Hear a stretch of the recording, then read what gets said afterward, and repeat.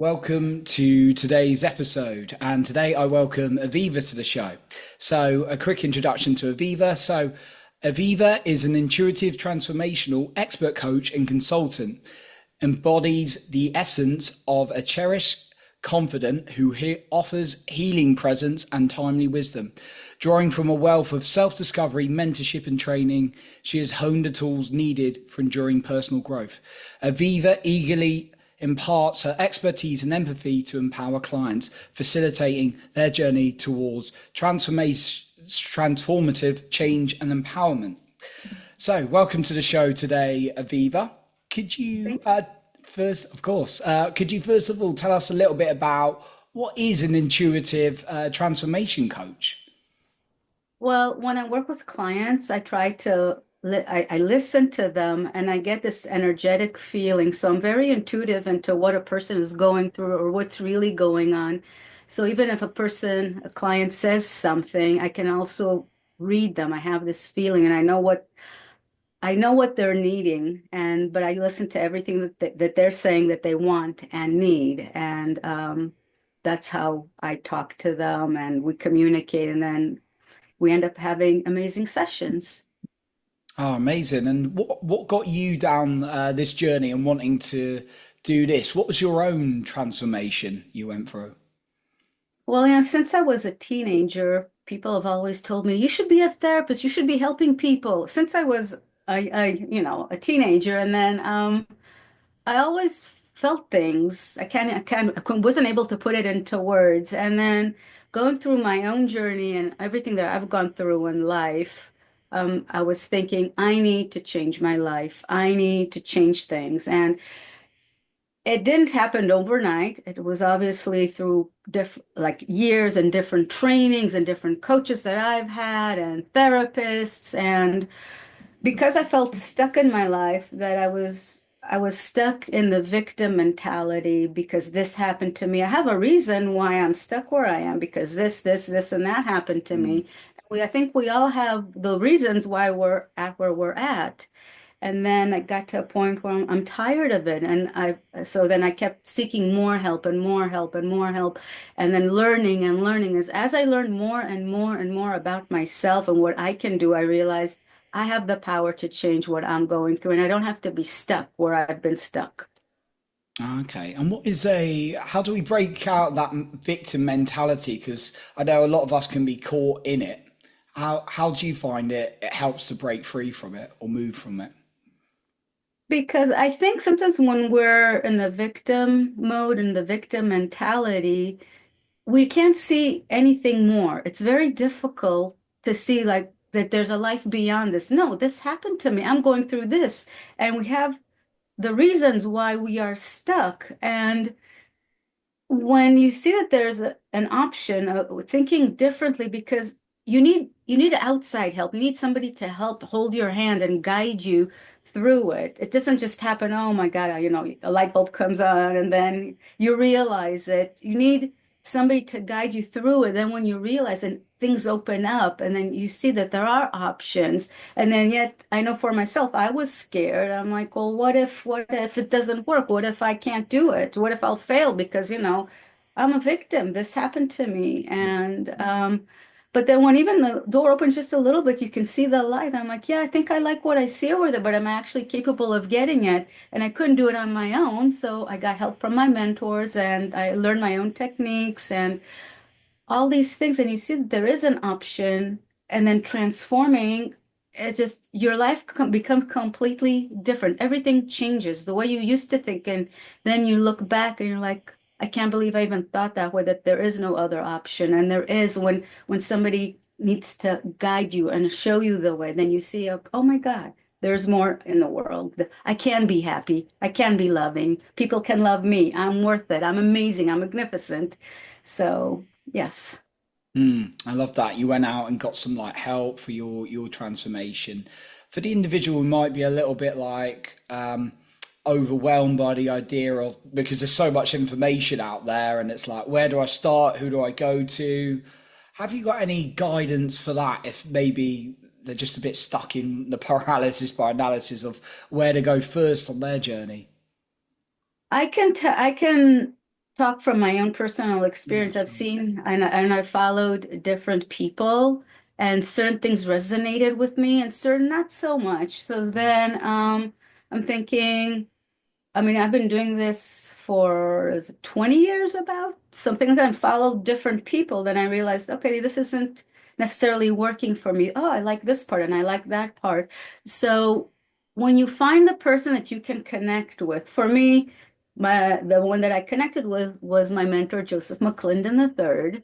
Mm, And he's helped with tools and techniques that I use now in my coaching that help me better myself and get out of being stuck. So whoever that person is for an individual, then that's where you should go because back in the day there were other mentors and it was what I needed at that time. And it depends where you are in your life. So mm, let's say maybe if I go back and look at the mentors that I had back then, maybe they'll resonate more with me now. They resonated back then, now not so much. So it's just that you just seeking out the path or the person that you feel that can help you. And you can go to different, coaches, different therapists, follow different people. Then you see where you feel a connection, where that person, let's say, speaks your language, somebody that you can connect with on a personal level. mm. Okay, yeah, that's sort of like resonating with the right person, and it's not like a one size fits all. Like you got to follow this person or that person. For you, it's Joseph. Um, yeah, for me, it's people like Peter Sage that I picked up on who are really useful. It was Tony Robbins at one point, and I kind of moved along. So yeah, it's really interesting, kind of like the journeys we go on, and different times we can have resonate with different people, right? So that's Yeah, really, absolutely. Because it depends where we are at life. So if I'm here, this is what resonates with me. 5 years ago, 10 years ago, I was in a different place in my life, also emotionally, mentally, and it depends where I am. The person that resonates with you, or sometimes you learn with one person, then you feel like you've outgrown them. They can't provide you with any more insight, and that's okay too. So you just go through the journey and find different people that you can have a deep connection with, and you actually see that, oh, my life is transforming by doing what he or she is guiding me to do. So it's just a matter of finding the right person to connect with. mm, yeah. I want to touch on a different kind of subject in transformation. How has the role of healing helped you, maybe not in transformation?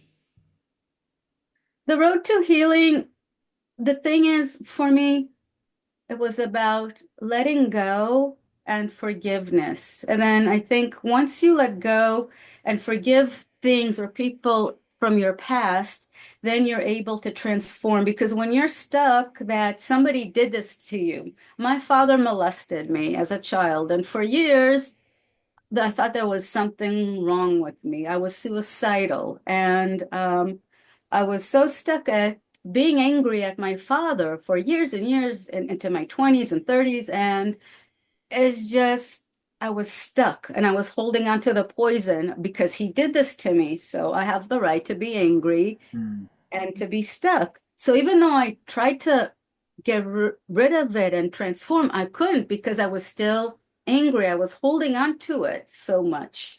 So then when I got to a point through work, inner work, and I was able to forgive my father, that's just one example, my father. There's other things that happen in life, but especially him. That's when transformation happened because I let go of the thing that was holding me back and not allowing me to grow and to see that there's something on the other side. So as long as a person holds on to whatever is keeping them stuck, it's really difficult to transform. You have to let go and forgive in order to be able to it's like this huge relief. And mm, it's hard to explain in words, but it's like something has been lifted after all these years, and then that's when you're able to transform because you let go of something. And then when you let go of something, you make room for something better and beautiful come into your life. mm. Well, thank you for sharing that and your personal experience and what you've gone through and how you use forgiveness in your life to move forward. Um, yeah, forgiveness. It can be there's many different ways of forgiveness, different situations, but yeah, it's sometimes people think it's like giving away their power. For me, it's not about giving away the power. It's like actually releasing something, like you were touching on a little bit, rather than. You release and you let go because if you have there's because as long as you're holding on to it, there's no room for anything else to come in because you're so stuck and you're holding on to it and whatever it is it easy to let go and to forgive? No, it's not. It's work. It takes time. It's not okay, I'm going to forgive and I'm okay now. No, it's work, it's process, really working on the deep emotions. What is the cause? Why are you holding on to it? Because I know for me for a long time, if I let go of it, who will I be without it? Because became almost my identity that my father molested me. This is who I am, but it's not who I am. But who will I be if I let that go? So there's also that scary part of that, who will I be? Because I've been this my whole life. Mm, So it's a process that you have to go through in order to see, and it's baby steps. And then you see that there's something else on the other side. There is you after you let go of some of the thing that happened to you. You don't necessarily forget it, obviously, but letting go of the anger, whatever is keeping you stuck. And then you can be this amazing human being without holding on to your past. mm, mm. Thank you, Aviva, for that. I want to ask you a little bit as we sort of wrap things up. First of all, um, do you have any practices you find particularly useful for working on your relationship with yourself? Because I know self-love is and self-worth challenges a lot of us face, and I've definitely been there.